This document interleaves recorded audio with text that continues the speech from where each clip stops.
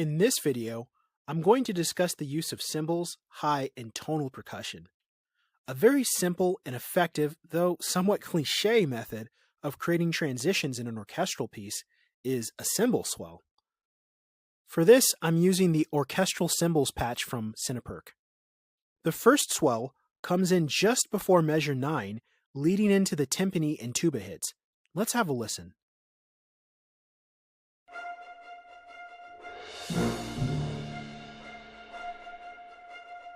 The next swell is in the middle of measure 17 and doesn't really function so much as a transition, but more like an answer to the flute phrase and to break up the monotony of the repetitive violin rhythm.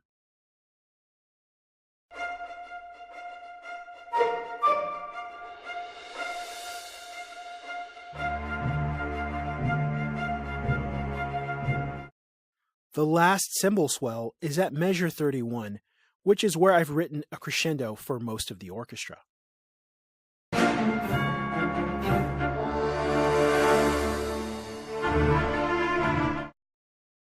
At measure 17, the tempo blocks accent the staccato flute phrase. Now let's hear that again, this time in context. At measure 26, the tempo blocks and the snare are playing rolls together. Let's hear just the tempo blocks.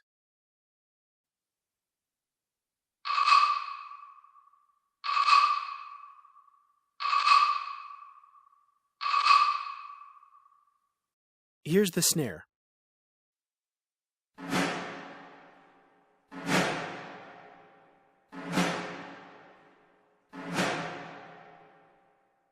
Now, here are both parts in context.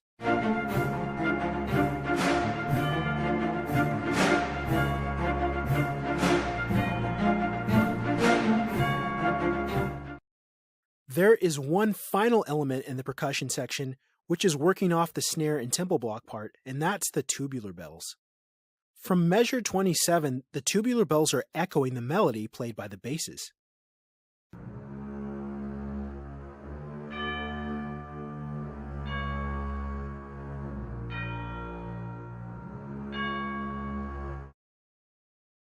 And the tempo blocks and snare rolls lead into the tubular bells part. Let's have a listen.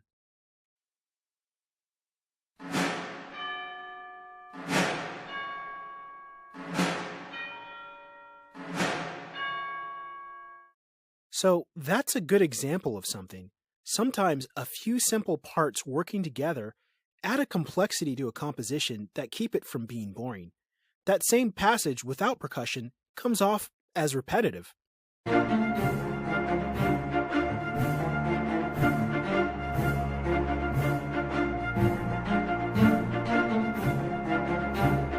And here's everything together in context.